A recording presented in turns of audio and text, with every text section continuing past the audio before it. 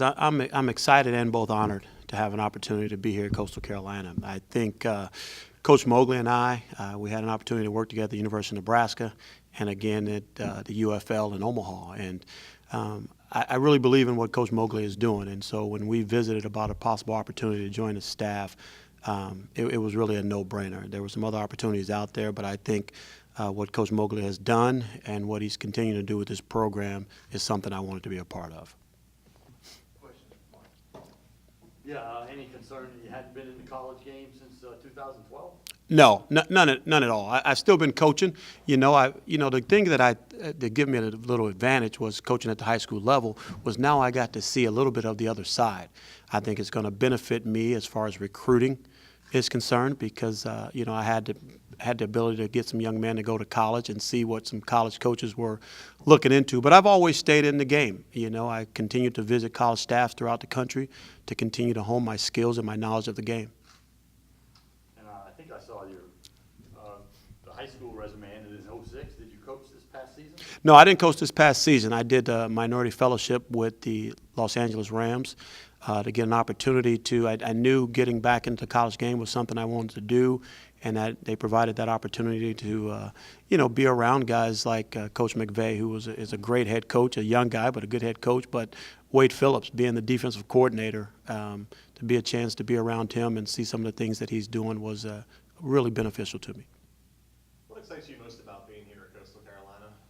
Well, a couple things. I think, moving up to Division I into an FBS is a great leap for a program like this. It's still a fairly new program, but I think it has all the tools to be one of, I think, being at this level, they have all the tools to be a very successful program. You have the facilities, you have a good recruiting base, you have an administration that's really supportive of athletics and the football program. And so when you look at the makeup of what Coastal Carolina has to offer, it's a great opportunity. What are some things you want to instill in some of your philosophies that you've gathered over your 20-plus years of coaching football?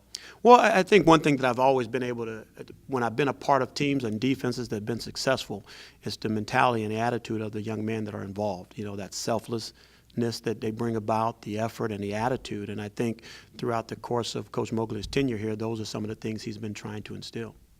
Obviously, Bam be a man is what he instills. How much do you buy into that? How much does that fuel you to be a really good coach and what he's behind? You know what, that is something that I think that it's very valuable. There's a couple things that are valuable. The BAM, be a man, stand on your own 2 feet, take responsibilities for your actions. Those are things that I think are beneficial to young men at this level. But I think what's more importantly is something that he brought with him, that he brought to the University of Nebraska when I was there, and that was the life after football. I think it's very important for young men when they play in college football because everybody should have that goal and that dream of playing at the next level, but we know that is very limited. And so life after football and those characteristics and qualities that Joe brings to this, I think is very important. Obviously a tough year for the football team, just went 3-9. The defense played well at times, other times it didn't play so well. What are your impressions of what you have to work with so far here with Coastal Carolina going forward in 2018? Well, I think it starts with the young men in the program. I had an opportunity to watch a couple games even before I knew the possibility. I saw the game against Arkansas, of course, and then the game 2 weeks ago. And so, and they played well in that game. And so I know that the talent is there. We just got to figure out what's going on, why they hadn't been successful on the defensive side of the ball, and give these kids the tools to succeed. And that's my goal. It's not to come in here and I don't say that I can do anything or work any kind of miracles, but what I hope can do is provide the tools to help these young men to be successful. That's what they want to do. I mean, you talk to anybody playing football, guys want to be successful, and hopefully I can help them. Okay. And I see that a lot of your success was based on some turnovers and a lot of turnover numbers. Do you generally employ a pressure defense, or is that a result of something else? Well, it's a result of effort a lot of times. There's no secret formula. When guys give effort, good things tend to happen, and that's what we're going to stress is effort. I mean, I can put any kind of scheme out there. I think what's going to come down to it is guys giving 100% effort, and it's easy to talk about that effort, but we got to show them what that 100% effort is because guys think they're working at a certain level, but it's our job to show them, and I think that itself helps get some turnovers.